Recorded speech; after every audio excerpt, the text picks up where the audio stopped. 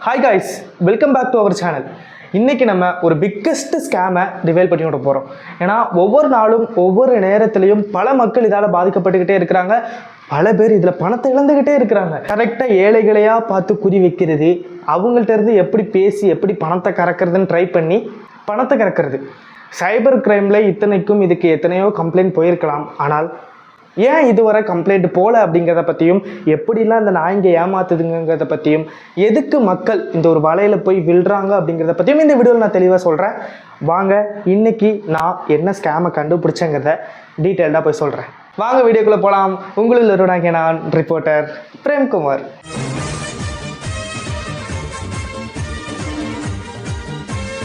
ஃபஸ்ட்டுங்க, இன்றைக்கி ஒரு காலையில் ஒரு 10 மணி இருக்குங்க. காலையில் எழுந்தோடனே கை காலெலாம் கொஞ்சம் துருன்னு நினச்சி பார்த்துக்கோங்க. ஏதாவது நோண்டணுமே அப்படின்ட்டு எனக்கு தோணுச்சுங்க. அதே மாதிரி நான் இன்ஸ்டாகிராமுக்குள்ளே போனேன். இன்ஸ்டாகிராம் எனக்கு ஒரு ஆடை கொண்டு வந்து சேர்த்துச்சு. அந்த ஆடில் அப்படி என்ன இருந்துச்சுன்னா, நீங்கள் மாதம் 30,000 ரூபாய் சம்பாதிக்க வேண்டுமா? வெறும் பென்சில் பேக்கிங் செய்து மட்டும் நீங்கள் மாதம் 30,000 ரூபாய் சம்பாதிக்கலாம். நீங்கள் உங்களுடைய Aadhaar card, passport size photo மற்றும் 650 ரூபாய் அனுப்பினால் மட்டுமே போதும். நாங்கள் எங்கள் கம்பெனியில் உங்களை இணைத்து கொண்டு உங்களுக்கு தேவையான பொருட்களை திருப்பி தந்து விடுவோம். 1000 பென்சில் உங்களுக்கு தருவோம், பென்சில் அட்டைகளையும் தருவோம். அதே மாதிரி 15,000 ரூபாய் முன்பணமாகவே உங்களுக்கு அந்த கொரியர்லேயே வந்துடும் அப்படின்னு சொல்லிட்டு ஒரு ஆடு வந்துச்சு எனக்கு. அந்த ஆடை கிளிக் பண்ணோன்னே டேரெக்டாக என்னை வாட்ஸ்அப்புக்கு கூப்பிட்டு போச்சு. வாட்ஸ்அப்புக்கு கூப்பிட்டு போய் வாட்ஸ்அப்பில் ஒரு நம்பருக்கு அதாவே மெசேஜ் பண்ணி வச்சுங்க. நானும் சரி சென்ட் கொடுப்போமேன்னு சென்ட் கொடுத்து விட்டுட்டேன். அடுத்த அந்த கம்பெனிலேருந்து எனக்கு வந்த ஒரு மெசேஜ் என்னடான்னா, ஃபஸ்ட்டு இந்த ஸ்கேம் எதில் இருந்து ஆரம்பிக்குதான், நட்ராஜ் கம்பெனியோடைய பேரை யூஸ் பண்ணி ஸ்கேம் பண்ணுறாங்க. இவங்க இந்த ஸ்கேமை எப்படி சக்ஸஸ்ஃபுல்லாக பண்ணுறாங்க அப்படின்னா, நான் வந்து ஃபஸ்ட்டு மெசேஜ் அனுப்புனேன்னு சொன்னேன்னா, அந்த மெசேஜ் அனுப்புனதுக்கப்புறம் எனக்கு வந்த ஒரு மெசேஜ், இந்த நிர்வாகத்தை பற்றி அவங்க வந்து சொல்கிறாங்களாம். அப்படி இந்த நிர்வாகம் விளக்கங்கெட்ட ஆக்கங்கெட்ட நிர்வாகத்தை பற்றி என்ன சொல்கிறாங்கன்னா, வேலை மற்றும் நிறுவனத்தின் விவரங்கள் அப்படின்னு போட்டு, நிறுவனம் வந்து உமேஷ் பென்சில் பிரைவேட் லிமிடெட் கம்பெனியா. அதாவது ஒரு பிரைவேட் லிமிடெட் கம்பெனி எப்படி ரிஜிஸ்டர் ஆயிருக்குன்ட்டு எல்லாருக்குமே தெரியும். அதுக்கு ஒரு சர்டிஃபிகேட் மாதிரி கொடுத்து கவர்மெண்ட்டோடைய சீலாக இருக்கும். ஆனால் வெறும் டெக்ஸ்ட்டில் ரிஜிஸ்டர் ஆகிருக்கக்கூடிய கம்பெனி இந்த கம்பெனியாக மட்டும் தான் இருக்கும்னு நான் நினைக்கிறேன். அதே மாதிரி டிரான்ஸ்லேட்டர் இவன் எந்த டிரான்ஸ்லேட்டரில் போட்டு டிரான்ஸ்லேட் பண்ணுறான்னு தெரில. ஃபுல்லாக தப்பாக பண்ணி வைக்குது. இது உமேஷே கிடையாது, ரமேஷ். ஆனால் இது உமேஷ்னு டைப் பண்ணி வச்சிருக்கு. கூகுள் டிரான்ஸ்லேட்டராக தான் இருக்கும்னு நினைக்கிறேன் எனக்கு தெரிஞ்சு. வீட்டிலிருந்து வேலை, பென்சில் பேக்கிங் வேலை, நிறுவனத்தின் இருப்பிடம் SF 173 நாயக்கன் பாளையம், பொள்ளாச்சி, தமிழ்நாடு. இந்த அட்ரஸை போய் நீங்கள் கூகுளில் போய் போட்டு பாருங்களேன். என்ன தெரியுமா வருது, ஒரு சரி ரைட்டு அட்ரஸே கொடுத்துட்டாங்க, நம்ம போய் அட்ரஸ் செக் பண்ணோம் அப்படின்னு சொல்லிட்டு நான் போய் அட்ரஸ் செக் பண்ணேன். அட்ரஸ் செக் பண்ணும்போது தான் எனக்கு தெரிய வந்துச்சு, இது ஏதோ ஒரு பாலடைஞ்ச பங்களாவில் உள்ள அட்ரஸை கொடுத்து வச்சிருக்கிறாங்க அப்படின்னு. இது என்ற அட்ரஸ்ன்னு யாருக்குமே தெரியாது. போய் பார்த்தா கூகுள் மேப்பில் தான் நான் போய் பார்த்தேன், நேரடியாக கிடையாது. கூகுள் மேப்பில் போய் பார்த்தா கூகுள் மேப் என்ன சொல்லுதுன்னா, இந்த ஒரு பிளேஸில் பனைமரத்தை தவிர வேறு எதுவுமே கிடையாது அப்படின்னு சொல்லுது. அதே மாதிரி இந்த கம்பெனியோட மேனேஜர் இவர் தானா. இவர் மேனேஜருடைய பேர் பார்த்தீங்கன்னா ஜெயசங்கரா. மாதம் 30,000 சம்பளமாங்க. அதில் அட்வான்ஸ் சம்பளம் உங்களுக்கு 15,000 கைக்கு வந்துருமா. அது எப்போ வரும்னா, நீங்கள் வந்து 650 ரூபா கெட்டி அந்த கம்பெனியில் ஜாயின் பண்ணதுக்கப்புறம் அந்த 650 ரூபாலையும் 600 ரூபாய் நான் உங்களுக்கு திருப்பி தந்துடுவேன். நீங்கள் இப்போ 650 ரூபா கெட்டினீங்கன்னா உடனே நாளைக்கு உங்களுக்கு கொரியர் பார்சல் கைக்கு வந்துடும் அப்படின்னு சொல்லிட்டு சொல்கிறாங்க. ஒரு நாளைக்கு நீங்கள் வந்து 100 பாக்கெட் வந்து பென்சில் பேக் பண்ணணுமா, ஒரு பாக்கெட்டில் 10 பென்சில் வச்சு பேக் பண்ணணும் அப்படின்னு சொல்லிட்டு சொல்கிறாங்க. இவ்வளோ டீட்டெயில்டாக பக்காவாக திட்டம் போட்டுவீங்க. ஒரு பெர்ஃபெக்ட் டிரான்ஸ்லேட்டரை மட்டும் கண்டுபிடிச்சிருந்தாங்கன்னா வேறு லெவலில் இருந்திருக்கும்னு நினைக்கிறேன். ஏன்னா எனக்கு டவுட் வர ஆரம்பித்த இடமே அந்த டிரான்ஸ்லேட்டில் தான். நம்ம தமிழில் மெசேஜ் பண்ணாலும் சரி, நம்ம இங்கிலீஷில் மெசேஜ் பண்ணாலும் சரி, போய் டிரான்ஸ்லேட் பண்ணுறாங்க. ஒரு நிமிஷம் ஆகுது நம்மளுக்கு ரிப்ளை வர்றதுக்கு. போய் டிரான்ஸ்லேட்டரில் போட்டு அப்படியே காப்பி பேஸ்ட் பண்ணி இங்கே வந்து அடிச்சிடுறது. சரி ரைட்டு, இந்த ஒரு மெசேஜ் எனக்கு வந்துச்சா. இந்த மெசேஜ் வந்ததுக்கப்புறம் நான் என்ன பண்ணேன்னா, ஓகேன்னு ஒரு மெசேஜ் தட்டினேன். ஓகேன்னு போட்ட பிறகு சென்ட் யுவர் ஆதார் கார்டுன்னு போட்டுருந்துச்சு. நான் என்ன பண்ணேன், உடனே கால் பண்ணேன் அந்த நம்பருக்கு. கால் பண்ணோடனே பார்த்தீங்கன்னா அந்த ஒரு சொல்லும் பார்த்தீங்களா, நீங்கள் தொடர்பு கொள்ளும் வாடிக்கையாளர் தற்போது பிஸியாக உள்ளார். இந்த வார்த்தை அது எப்படி சொல்லுதுன்னா, வேற ஏதோ லாங்குவேஜில் சொல்லிட்டு இருக்கு, தமிழே கிடையாது அப்படிங்கிறத நான் அப்போ தான் புரிஞ்சுக்கிட்டவே செஞ்சேன். உடனே அந்த காலை அது கட் பண்ணி விட்டுச்சா. அந்த காலை அது கட் பண்ணி விட்ட அடுத்த செகண்டே I will call you back later, I am busy அப்படின்னு சொல்லிட்டு மெசேஜில் எனக்கு மெசேஜ் வந்துச்சு. சரி ரைட்டு, நீ பிஸியாகவே இருந்துட்டு போ அப்படின்னு சொல்லிட்டு I am talk to you call மீன் நான் போட்டேன். அதுக்கு அது பண்ண ரிப்ளைவை பாருங்கள். நீங்கள் வேலை செய்ய விரும்பினால் உங்கள் ஆதார் கார்டு புகைப்படத்தை அனுப்பவும். அலுவலக எண்ணை தருகிறேன், அதில் 650 டெபாசிட் செய்ய வேண்டும்.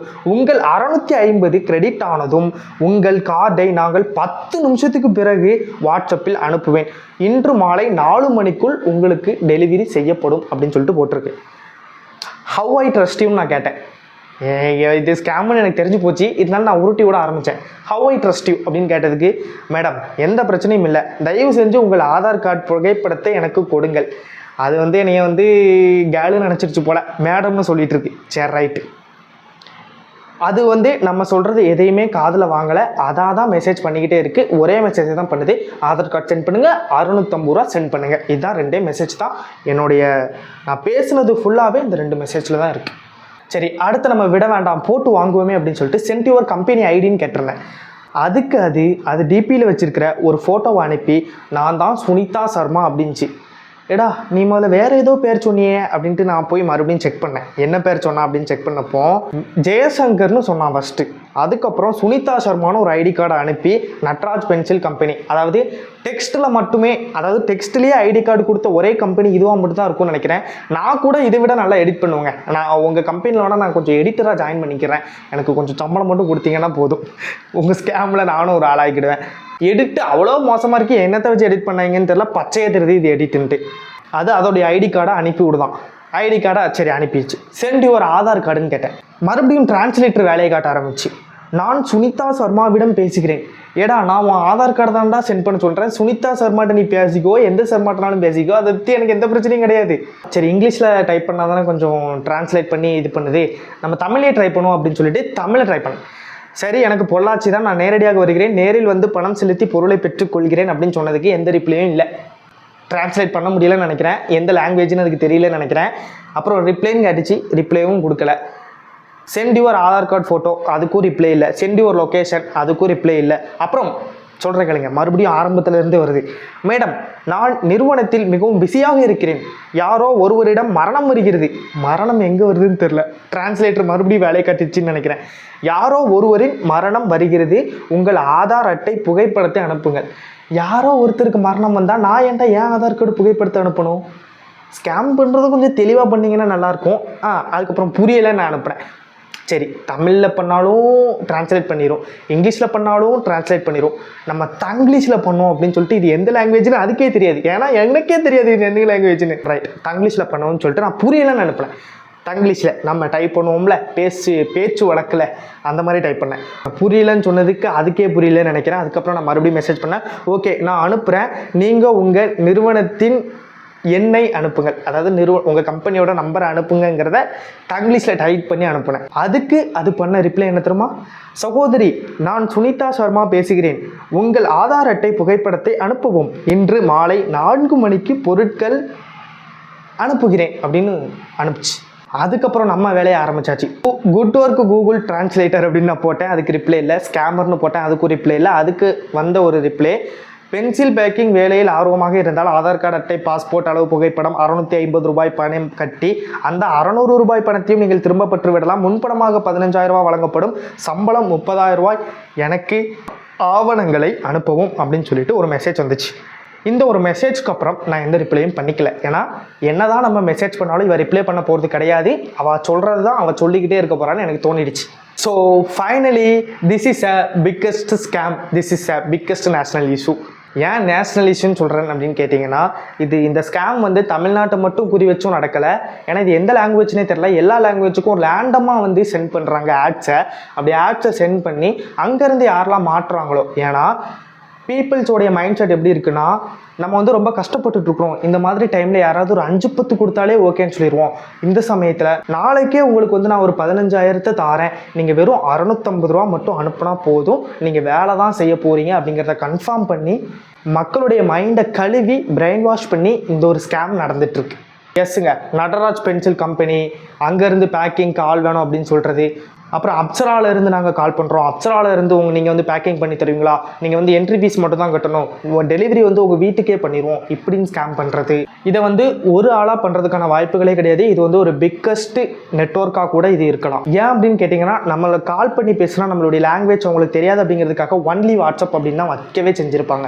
அதே மாதிரி ஃபோட்டோவை எங்கள் ஸ்க்ரீன்ஷாட் எடுத்து நம்ம கூகுளில் போய் போட்டுருவோமோ அப்படிங்கிற பயத்தில் வாட்ஸ்அப் டிபியில் உள்ள ஃபோட்டோவை ஸ்க்ரீன்ஷாட் எடுக்க முடியாத அளவுக்கு பண்ணி வச்சுருப்பாங்க. ஸோ இந்த ஒரு வீடியோ நான் போடுறதுக்கு ஒரு முக்கியமான காரணம், இப்படி ஒரு ஸ்கேமில் நீங்கள் சிக்கிடவே கூடாது மக்களே அப்படிங்கிறத அடித்து சொல்கிறதுக்காண்டி மட்டும்தான் இந்த ஒரு வீடியோ. த்ரிலம் ஸ்கேம் நீங்கள் சொல்லலாம், நான் வந்து 650 ரூபா தானே அனுப்ப போகிறேன் அப்படின்னு நீங்கள் கேட்கலாம். ஒருத்தர் இருந்து 650 ரூபாங்க. இதே மாதிரி எத்தனை பேர் ஏமாந்துட்டு இருப்பாங்க ஒரு நாளைக்கு? கண்டுபிடிங்க, சொல்லுங்கள் பார்க்கலாம். பல பேர் ஏமாந்துக்கிட்டே இருக்கிறாங்க. அது மட்டும் இல்லாமல் இது வெறும் 650 ரூபாயோட நிற்காது. நீங்கள் 650 ரூபா அனுப்பிட்டீங்க, அதை வந்து நீங்கள் தப்பாக அனுப்பிட்டீங்க, நீங்கள் வந்து வேறு வழியில் அனுப்பிட்டீங்க, நீங்கள் ஜிபேயில் அனுப்பக்கூடாது, ஃபோன்பேயில் அனுப்பணும், இல்லாட்டி அக்கௌண்ட் நம்பரில் போடணும் அப்படின்னு சொல்லி இந்த 650 ரூபா உங்களுக்கு வேணும், நீங்கள் ரிஜிஸ்டர் பண்ணணும்னா நீங்கள் எக்ஸ்ட்ரா 2000 ரூபா கட்டணும். அப்படி எக்ஸ்ட்ரா 2000 ருபீஸ் கட்டினா மட்டும்தான் உங்களுடைய ஐடியை நாங்கள் ரிஜிஸ்டர் பண்ண முடியும் அப்படின்னு சொல்லி எக்ஸ்ட்ரா 2000 ரூபா கேட்பாங்க. 2000 ரூபா ஐயோ நீங்கள் அனுப்புனது வந்து இந்த வழியில் அனுப்பக்கூடாது, மறுபடியும் கொடுப்பாங்க. மறுபடியும் கேட்பாங்க ஒரு 5000 ரூபாய் அனுப்புங்க, அப்போனா தான் நீங்கள் வந்து எடுத்த மொத்த அமௌண்ட்டையும் உங்களுக்கு நாங்கள் ரீஃபண்டாக கொடுத்துருவோம் அப்படின்னு சொல்லி உங்கள்கிட்ட இருந்து எவ்வளோ கறக்க முடியுமோ அவ்வளோ தூரம் மணியை கறக்கிறதுக்கு ட்ரை பண்ணுவாங்க.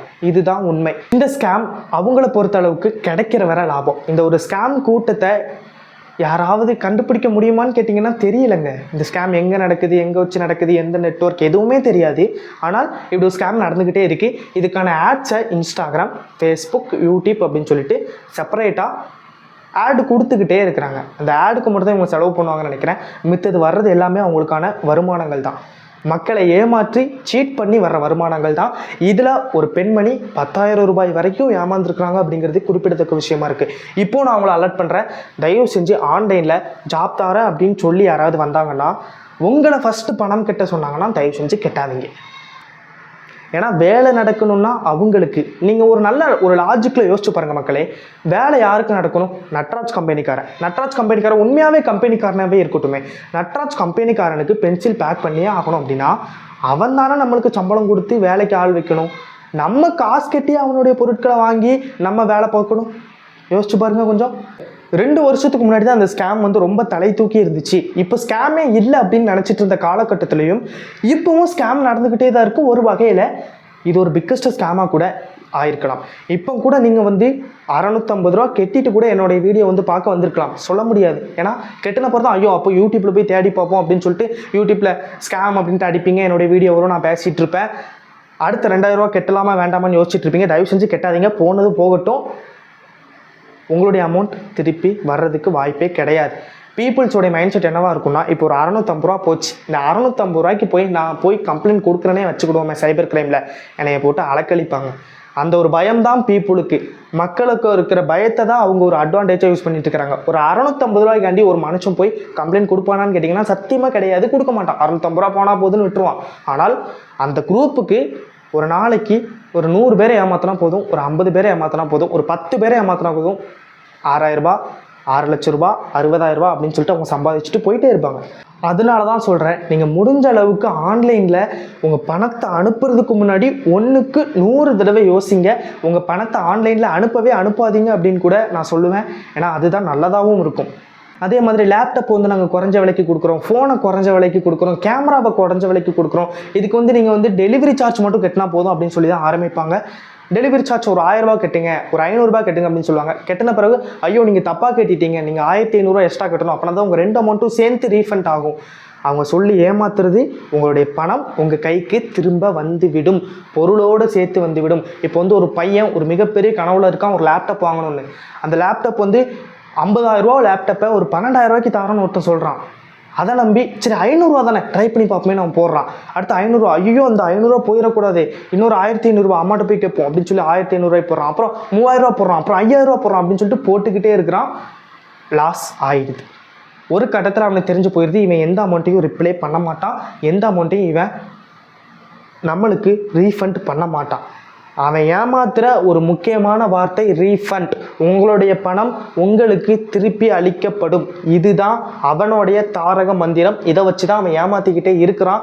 இனிமேலாவது நான் மறுபடியும் சொல்லிட்டு இருக்கேன், ஆன்லைனில் நீங்கள் பணத்தை அனுப்புறதுக்கு முன்னாடி 1க்கு 100 தடவை யோசிங்க. நட்ராஜ் கம்பெனிக்காரனுக்கு வேலை நடக்கணும்னா அவன் தான் நம்மளுக்கு காசு தரணும், நம்ம அவனுக்கு காசு தரணும்னு எந்த அவசியமும் கிடையாது. நான் என்ன சொல்கிறேன், இது நட்ராஜ் கம்பெனிக்காரனே கிடையாதுன்னு சொல்கிறேன். இந்த ஒரு குரூப்பை